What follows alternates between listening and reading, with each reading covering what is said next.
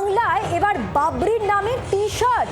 বাবরি মসজিদের নাম লেখা টি শার্টটি বিকোচ্ছে মুর্শিদাবাদের রেজিনগরে।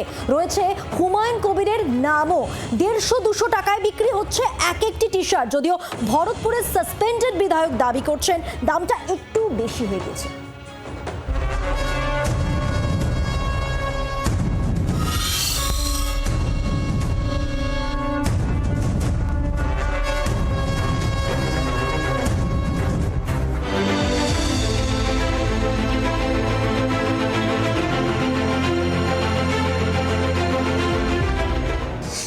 কোনোটায় লেখা আই লাভ বাবরি মসজিদ, কোনোটায় মসজিদের ছবির সঙ্গে হুমায়ুন কবিরের নাম ছাপা।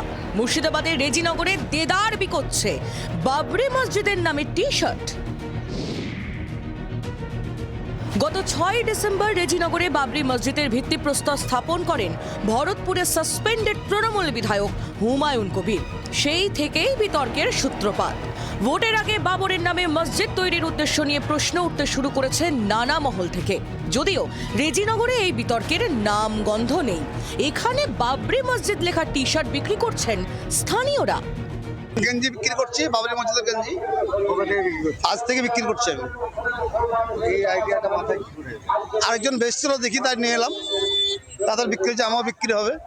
বিক্রি মোটামুটি হচ্ছে, সেল তো ভালোই হচ্ছে আলহামদুলিল্লাহ। এটা বাবরি মসজিদের সবথেকে ভালো কোয়ালিটিটা। হ্যাঁ, ওই দিকে আছে, দেখো হুমায়ুন কবিরের নাম লেখা আছে নিচে। হ্যাঁ, ভালো হচ্ছে হঠাৎ এই আইডিয়াটা মাথায় আইডিয়াটা। এখন তো সবাই আই লাভ দিয়ে সবকিছু হচ্ছে, তেমনি আই লাভ দিয়ে আমি বাবরি মসজিদ বানিয়েছি নিজের দিমাগে। এক একটি টি শার্টের জন্য 200 টাকা চাইছেন বিক্রেতারা। দরদামের পর তা দাঁড়াচ্ছে 150-এ।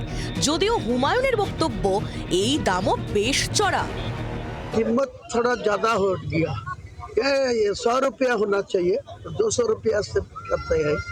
ये थोड़ा जो करते हैं ये लोगों को भी सोच बूझ के थोड़ा पैसा कम लेना चाहिए। রাজ্য জুড়ে যে বাবরি মসজিদ নিয়ে এত কাণ্ড, রেজিনগরে সেই মসজিদের নামেই টি শার্ট কেনা বেচার রমরমা। সোমা মাইতির রিপোর্ট, জি 24 ঘন্টা। বাংলার আওয়াজ, বাঙালির আবেগ, জি 24 ঘন্টা।